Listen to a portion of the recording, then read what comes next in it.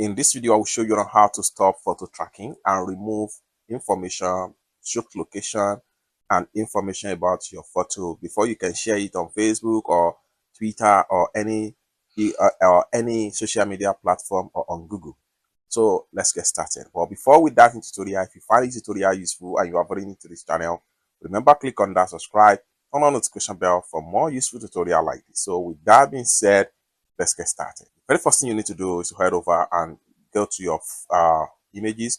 So I'm going to simply click on open up my file manager right here. Then I'm going to click on here. Then I'll make sure I click on here to go to my images. Click on all images. Then I'm going to select an images right here. I'm going to select this particular images right here. And I'm going to select this particular images right here. Then having selected the images, next thing we want to do is to make sure we click on share icon. Then this is going to pop up right here.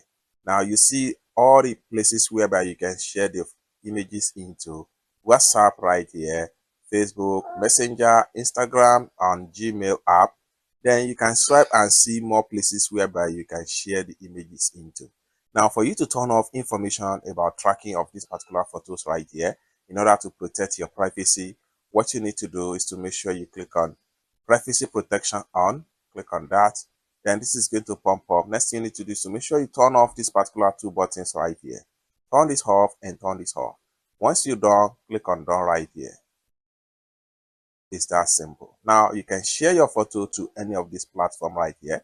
Once you share your photo to anyone from this particular app right here, nobody will be able to track this photo.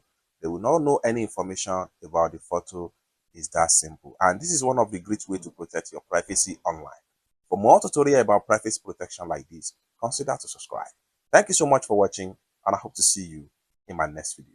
Bye for now.